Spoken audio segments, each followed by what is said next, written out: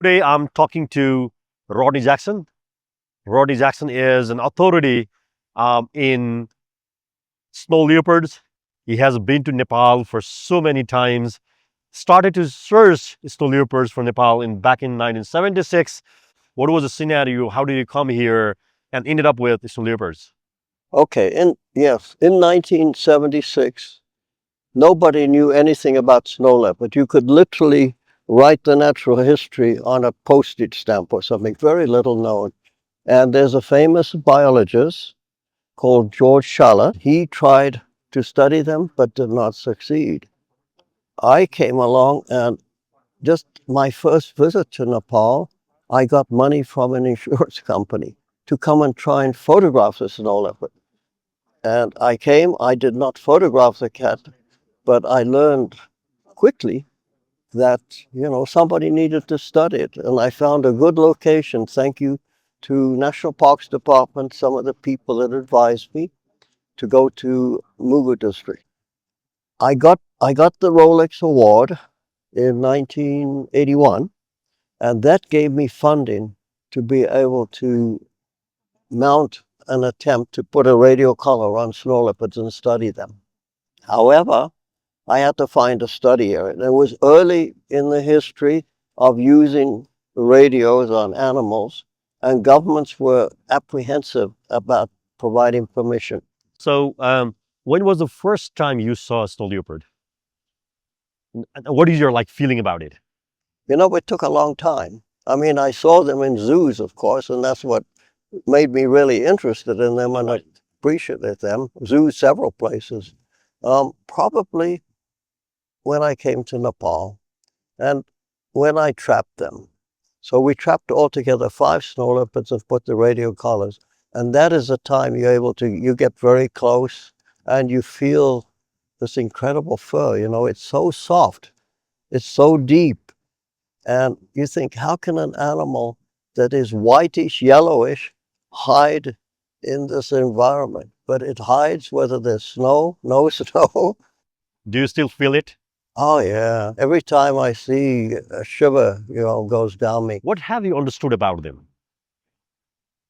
I've understood that they have an amazing ability to move around unseen in the environment, but they have a great impact. And their impact is great because, like any predator, they're going to hunt the animals that are easiest to kill. And livestock have lost all their anti-predator uh, behavior. People saw snow leopards as pests. I wanted them to see as assets, that in a way they could benefit the community. And in the wild, whether it's livestock or blue sheep or tahr, the animals that snow leopard would attack get one animal, all the others will run away. The problem now is that all the animals are inside the corral and cannot escape. And so the snow leopard's natural behavior is whenever something moving around, you must attack it. It's your food. You got to kill it or immobilize it. So many times it leads to a snow leopard that is totally out of breath. You can imagine how much effort it takes to kill 30, 40 goats, right? It's not easy.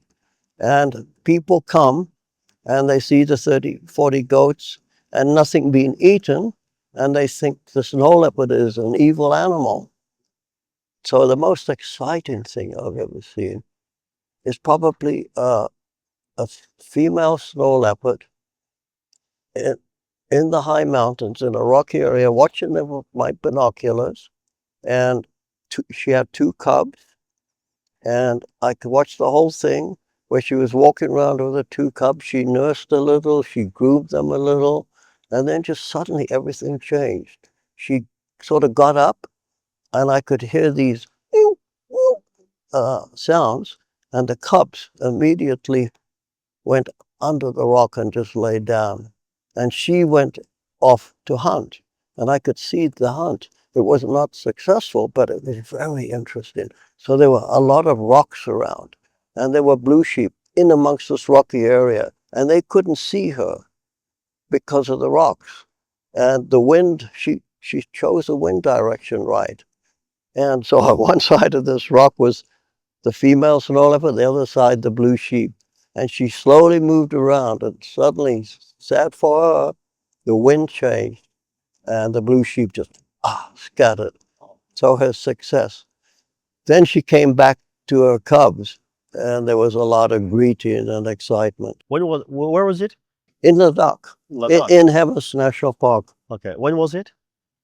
When would it have been? About 2006. So, what is your message to the people, the youngsters, the governments? I know it's spending 50 years down the road. If you have to say something about snow leopards and the conservation. If I have to say something about it, I would say, yes, follow your heart, be passionate, and certainly think about conservation, because the legacy that you leave behind for your kids is going to be more challenging than the bad job we have done. So, I recommend they do it. It may be hard, but if you persevere, you can succeed. Even if you succeed at half of what you were hoping for, that is something.